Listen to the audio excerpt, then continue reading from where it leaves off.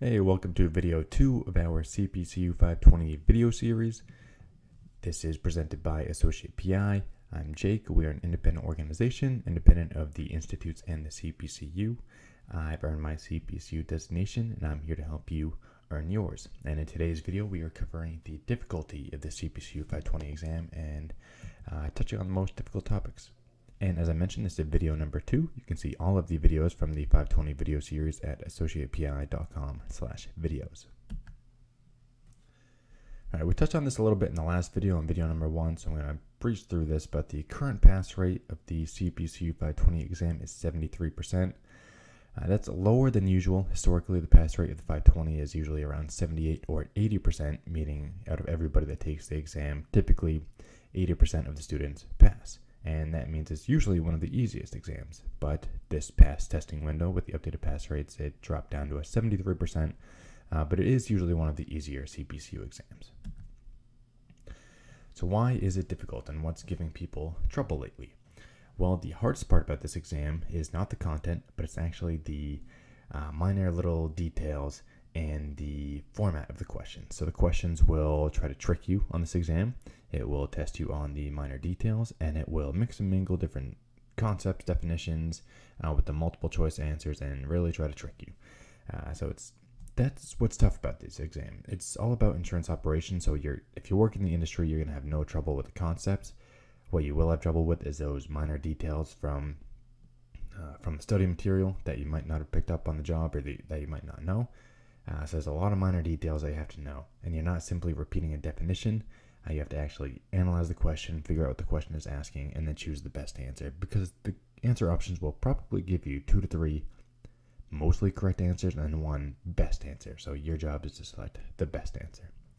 So that's why this exam is so difficult. There's a lot of minor details that you have to pay attention to. So you have to understand every topic in complete detail.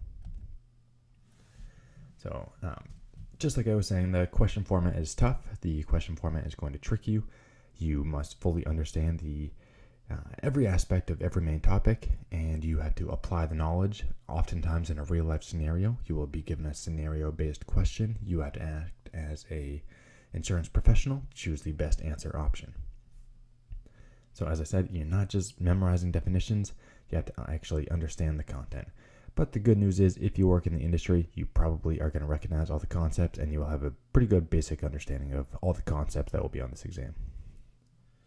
So here's an example of what I'm talking about and how these exam questions can be tricky and will test you on the minor details. So I'm not going to fully read this question or the answer options, but you can take a look at it yourself and try and answer it. I'm going to go on to the correct answer in the next slide, but this question is asking, for example, what is, or saying, facultative reinsurance is a common reinsurance transaction. All the following are true, except, and then it gives you 4 answer options here, and you can see how detailed they are. So then you have to select the best answer. So I'm going to go on to the correct answer now and show you why this is so difficult.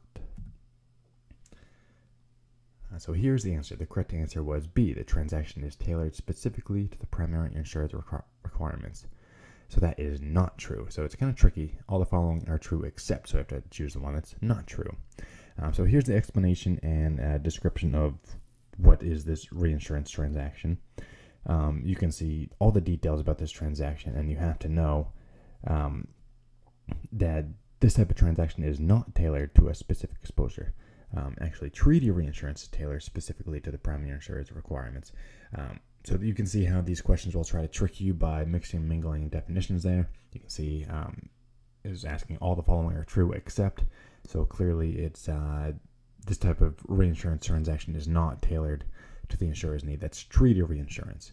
So you can see how that's tricky. It'll take 2 common similar definitions and mix them up like that. And the good news is, as I mentioned, this is actually one of the easier CPCU exams. In my opinion, it was the easiest of all the CPCU exams. This is one that I studied for really quickly and had no problem with the concepts because I had worked in the industry for a couple of years when I had taken this exam at the time. All the concepts are going to be on departments that you're familiar with. So that's going to be on the departments of an insurance company, including underwriting, claims, marketing. It's going to be on concepts that you probably see in your day-to-day work if you work in the industry, reinsurance, pricing, profitability. So you're going to be familiar with all this stuff if you work in the industry. If you're new to the industry, it's going to be a great learning experience because you have to know this if you are working in the industry. So it's going to be a very practical and helpful exam for you. You're going to learn a lot. Otherwise, if you have worked in the industry, it's going to be pretty simple. I think you'll be able to pick up the concepts right away. Just got to focus on those minor details because these questions are going to try and trick you. So here's our tips to pass, 3 quick tips. Number 1, even though I said this exam is easy, you got to read the full course. The questions, as I said, those minor details, they're going to trip you up. They're going to try and trick you. So read the full course. Make sure you focus on every single chapter. Don't just skim through it. Number 2, take notes while you're studying. The best way to memorize those minor details that I've been stressing about is to take notes on them. So take shorthand notes, make yourself a study guide while you're reading through the course. And number 3, most importantly, practice as much as possible. I recommend you take at least 300 practice questions before you take the official exam. You got to be familiar with this question format. The CPCU exams are tricky. The question format is tricky. It's unlike the exams that you've taken before in college or high school. So make sure you practice with real exam questions. And that's it. That wraps up video number 2 of the CPCU 520 video series talking about the CPCU 520 difficulty. If you want a free practice exam, go over to AssociatePI.com/practice exam. You can download one for the CPCU 520. Like I was saying, you got to practice with those real exam questions. So you can do that here. We give you some real exam questions so you can be familiar with the type of questions that you will see on the 520. And if you want to read more about the CPCU 520 exam, you can check out all these blogs. And we go into a lot more detail there about the 520 exam. You can check that out at AssociatePI.com/CPCU 520.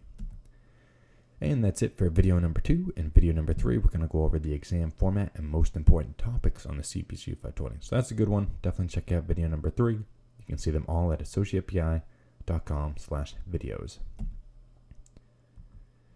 And that's it. We will see you on the next video.